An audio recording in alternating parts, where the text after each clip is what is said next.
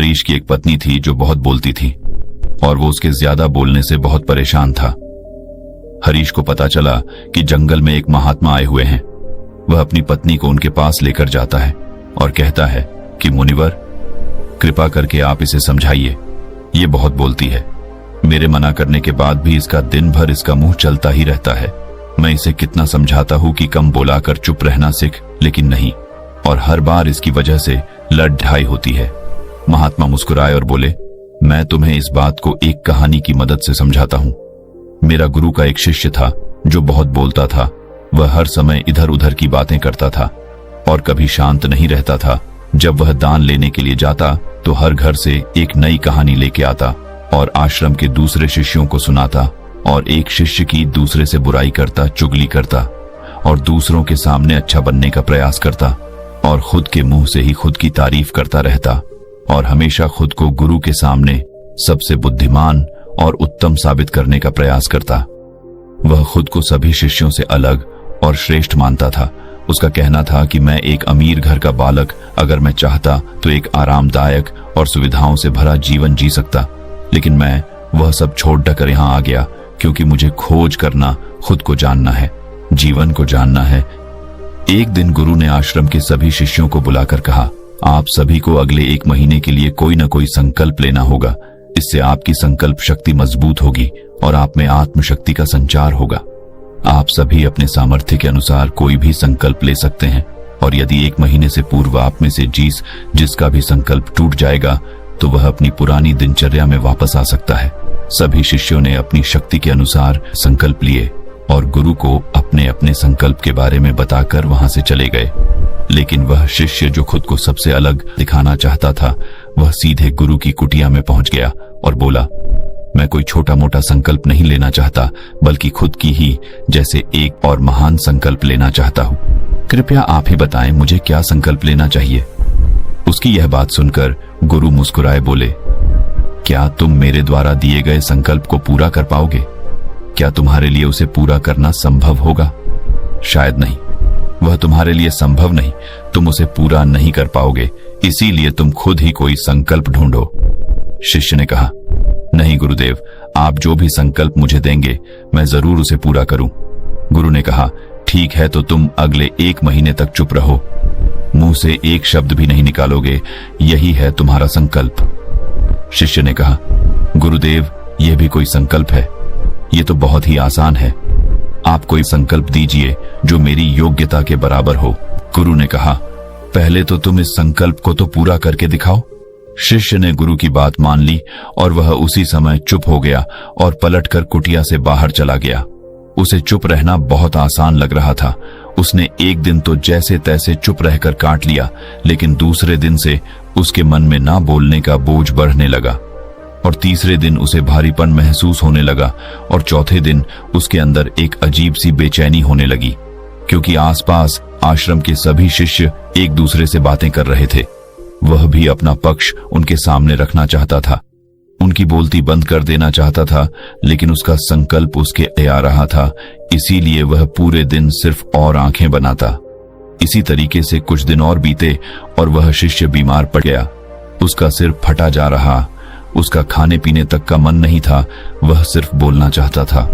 वह गुरु के पास गया और उनके सामने बैठकर लिखकर उन्हें बताया, गुरुदेव, मैं बोलना चाहता हूँ, बिना बोले मुझे सांस नहीं आ रही है, मेरा दम घुटता जा रहा है, मैं अंदर ही अंदर पागल हुआ जा रहा हूँ, मैं क्या करूँ, संकल्प तो ड दूं क्या? ये पढ़कर गुरु मुस्कुराए और बोले, मैं संकल्प ढाने के लिए नहीं होते, लेकिन जो अपने संकल्प को पूरा कर लेता है वह अपनी आंतरिक शक्ति को बढ़ाता है, और जो अपनी आंतरिक शक्ति को बढ़ा लेता है वो समाज और जागृति की राह पर आगे बढ़ जाता है। संकल्प का लेना भी तुम्हारे हाथ में था और इसे तोड़ना भी तुम्हारे हाथ में है। तुम्हारे बहुत से भाई अपने संकल्प को तोड़कर अपनी पुरानी दिनचर्या पर वापस आ चुके हैं। अगर तुमसे नहीं हो पा रहा तो तुम भी संकल्प तोड़कर अपनी पुरानी दिनचर्या पर वापस जा सकते हो। लेकिन याद रहे, अगर आज तुम इस छोटे से संकल्प को नहीं संभाल पा रहे तो तुम अपनी बाकी की पूरी जिंदगी को कैसे संभाल सकोगे? बाकी फैसला पूरी तरह से तुम्हारे हाथों में है। गुरु की यह बात उस शिष्य के दिल में चोट कर गए। वो बिना कुछ बोले वहां से वापस चला गया और खुद को अपनी कुटिया में बंद कर वह केवल अपने जरूरी कामों के लिए ही कुटिया से बाहर निकलता, बाकी सारे समय कुटिया के अंदर ही बैठा रहा। 15 दिन बीत चुके थे और आश्रम के लगभग सभी शिष्यों का संकल्प अब तक टूट चुका था, लेकिन उसका संकल्प अभी भी जारी था। संकल्प लेने के बाद से अब तक उसने एक शब्द भी नहीं बोला। सारा आश्रम हैरान था कि इतना बोलने वाला इंसान चुप कैसे हो। 15 दिन बीतने के बाद वह दोबारा अपने गुरु के पास गया और लिखकर बताया है, गुरुदेव, मैं बाहर से तो चुप हूं, लेकिन मेरे भीतर बहुत सी आवाजें हैं, बहुत सी चीख पुकार और शिकायतें हैं। मैं अंदर ही अंदर बात करता रहता हूं। मेरा मन तरह तरह के प्रश्न पूछता है। मैं बाहर से जितना मोर, भीतर से उतने ही शोर शराबे से भरा। क्या इस तरह से मेरा संकल्प अभी भी है? गुरु ने कहा, हाँ, तुम्हारा संकल्प अभी भी जारी है, लेकिन जब तक लोगों की ये आवाजें तुम्हारे कानों में उठती रही, तुम्हारा मन बोलता रहेगा, क्योंकि इसे तो आदत है। तुम भले ही बाहर से चुप रहो, लेकिन तुम अंदर ही अंदर बोलते रहोगे। तुम्हें इन बातों से, इन आवाजों से दूर जाना चाहिए। शिष्य गुरु को प्रणाम कर वहां से चला जाता है और सुबह होते ही अपनी कुटिया छोड़ जंगल की तरफ चला जाता है।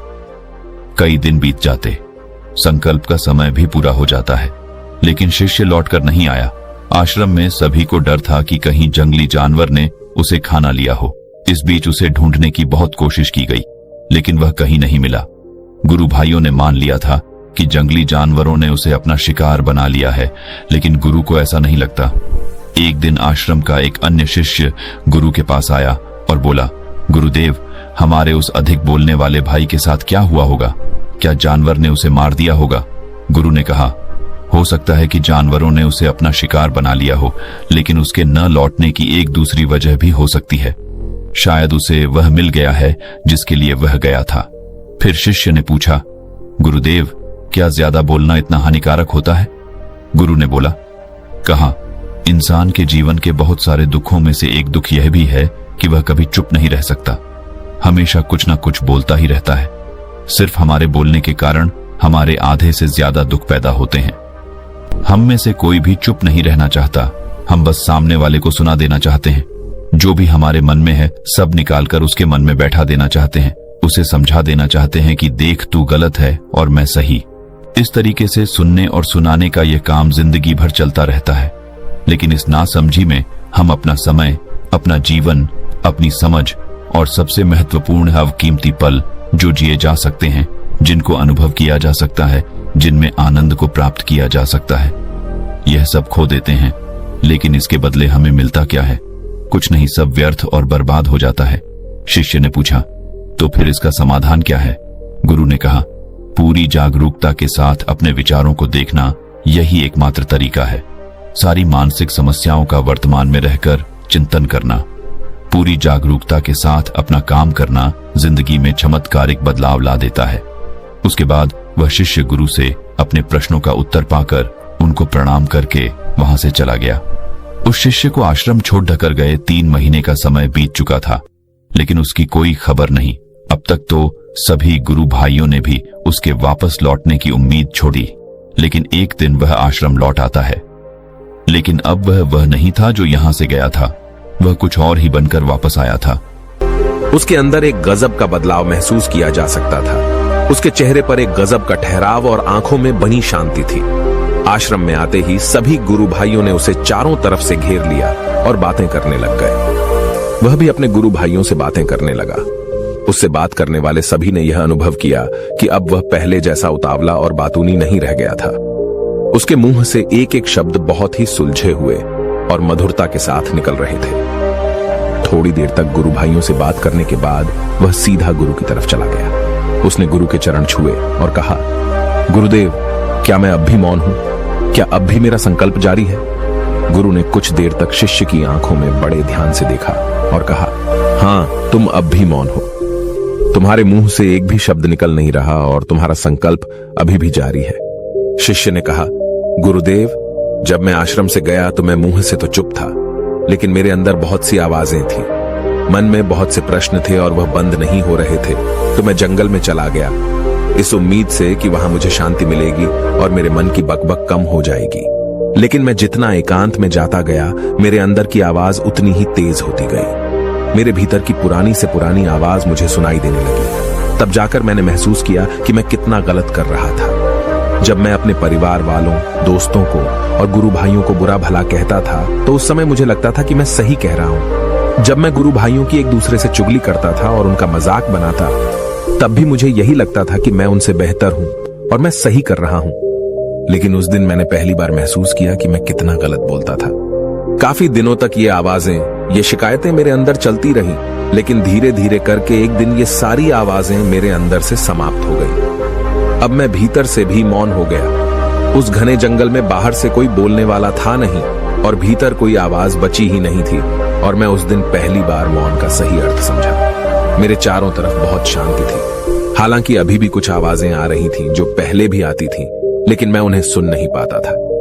पर अब वह सभी आवाजें मुझे स्पष्ट रूप से सुनाई दे रही थीं।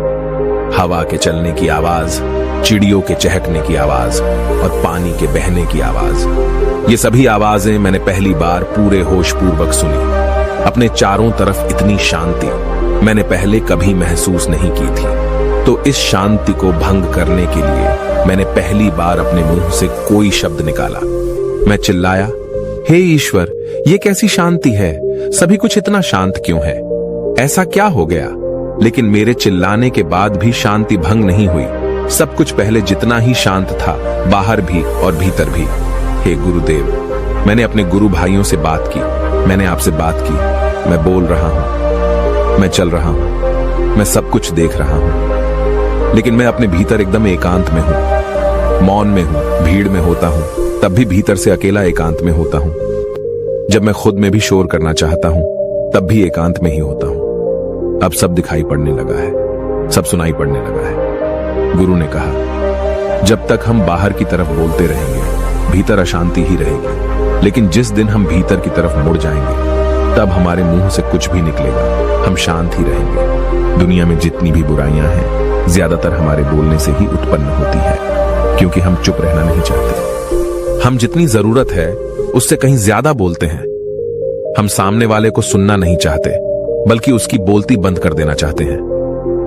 उसे समझा देना चाहते हैं कि मैं कौन हूं, मैं क्या कर सकता हूं, और यही हमारी जिंदगी का मकसद बनकर रह जाता है। हमारी सारी ऊर्जा व्यर्थ के बोलने में बर्बाद होती रहती है। ऐसे ही समाज में लोगों का जीवन दुखों से भर जाता है, जो हमेशा एक दूसरे को सुनाने में लगे रहते हैं। कभी एक दूसरे को सुनना नहीं चाहते, समझना नहीं चाहते, और चुप रहना तो उन्होंने कभी सीखा ही नहीं, क्योंकि चुप रहना उन्हें छोटा महसूस करवाता है। दुनिया की सभी लड़ाइयों का कारण हमारा बोलना ही है। इसलिए हमें सिर्फ उतना ही बोलना चाहिए जितना जरूरी हो, क्योंकि व्यर्थ का बोलना ऊर्जा को नष्ट करना है, और यह बोलना ही हमें कभी अपने भीतर की ओर लौटने नहीं देता, क्योंकि यह हमें बाहर की ओर खींच कर रखता है, और बाहर है ही क्या इस संसार के अलावा। लेकिन अगर अपने भीतर के संसार की ओर मोड़ना है तो इस मुंह को बंद ही रखना चाहिए। इसीलिए जितने भी बुद्ध हुए, आत्मज्ञानी हुए, वह सभी एकांत की ओर भागे, ताकि उन्हें ज्यादा न बोलना पड़े, ज्यादा सुनना न पड़े। वह एकांत में रहे और शांत रहे, इसीलिए आसानी से भीतर की यात्रा कर पाए। लेकिन अगर कोई चाहे तो इस संसार में रहकर भी एकांत में रह सकता है, शांत रह सकता है, लेकिन इसके लिए उन्हें अपनी ऊर्जा बचानी होगी, जिसे वह अब तक अपने व्यर्थ के शब्दों में बर्बाद कर रहे थे। दोस्तों, इस कहानी की सीख यही है कि व्यर्थ का बोलना ऊर्जा को नष्ट करना है। ज्यादा और व्यर्थ बोलना ही हमें अपने भीतर की ओर लौटने नहीं देता, क्योंकि यह हमें बाहर की ओर झुकाए रखता है, और जिन्हें भीतर की यात्रा करनी है उन्हें अपने मुंह को बंद ही रखना चाहिए। मुझे उम्मीद है कि आपको यह कहानी पसंद आई होगी और काफी कुछ सीखने को मिला होगा। कहानी के बारे में अपने विचार आप हमें नीचे कमेंट बॉक्स में कमेंट करके बता सकते हैं। बाकी अगर ये कहानी आपको अच्छी लगी हो तो इस वीडियो को लाइक करें, और ऐसी और कहानी सुनने के लिए डे इंस्पायर्ड यूट्यूब चैनल को सब्सक्राइब करें। तब तक मिलते हैं हम आपसे ऐसी ही एक और प्रेरणादायक कहानी के साथ अगले दिन।